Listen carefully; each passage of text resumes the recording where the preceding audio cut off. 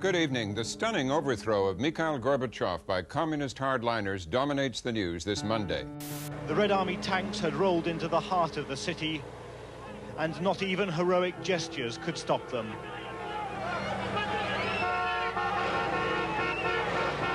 Я покидаю свой пост с тревогой, но и с надеждой, с верой в вас, в вашу мудрость и силу духа.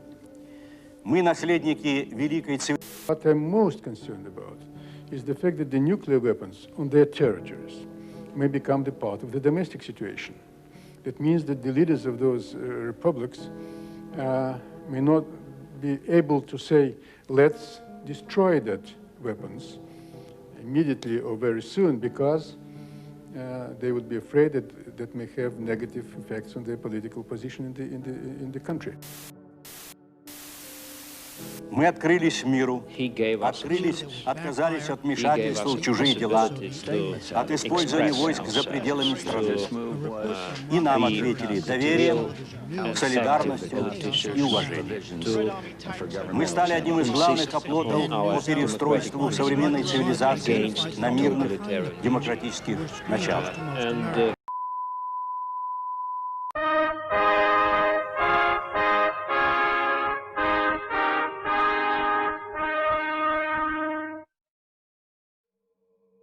DØM RUSALOK, or House of the Mermaid, in English, is a 2D atmospheric story developed by Yakov Butsov, set in a small town in a crumbling Soviet empire.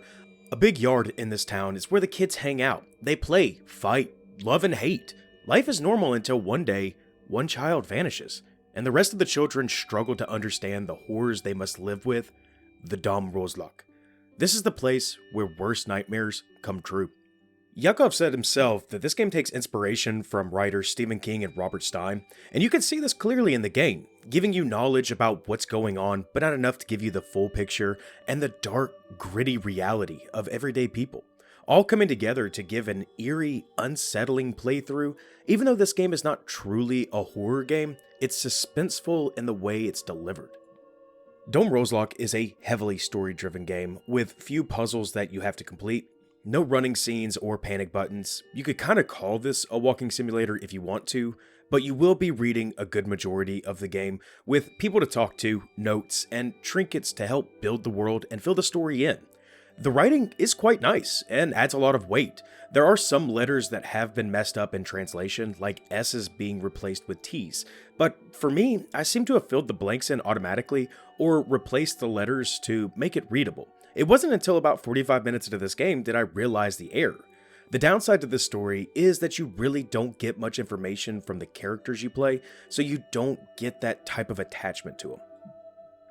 The puzzles are simple enough, kind of like your old point-and-click games. You find items and it opens a passage or gives you a new item to help you find that passage. They don't require over-the-top thinking and kind of base themselves in reality, so no weird wire in a water bottle to open an elevator. Puzzles that require you to read the notes you find in the area, finding razor blades to cut tape, and simple things like this. The only strange puzzle is needing to chew tar to put on a leak on a pipe. Other than that, you can put two and two together. Graphically, it's unique, and at first I thought this was basic, but it seemed to fit the tone and the feel of the game perfectly. The beginning of the game has a warning about seizures, and please take this seriously, a lot of flashing colors and flickering are prevalent in this game. I don't tend to have issues with this, but even I had to turn my head in some portions of the cutscenes. I feel like that they could have toned this down by half and would have made the effect significantly better. Sound design in this game is on par with what you would expect in a Stephen King movie. A lot of ambient noises and tension music put in all the right places. It honestly puts you on the edge of your seat, and in my opinion, it's the biggest proponent in this game for its atmosphere. Altogether, you get a unique story with a new setting that's not looked at enough. Early 90s post-Soviet Russia is a great setting for a lot of possible games, and this may be a good starting point for that new revolution of games. This game's about 4 to 5 hours of tension for only about $10, and I think that's a great bargain for what you get. So, if you guys are interested in the game, I'm going to leave a link down in the description. You can check it out there on Steam, as well as a link to our Discord if you guys want to come chat and thank you guys for watching this video all the way through. Leave a like if you liked it. Don't forget to subscribe if you haven't already. We got a whole bunch of nice games that are coming out this January, and you don't want to miss out. So, like always, guys, I'll see you in the next video, and have fun.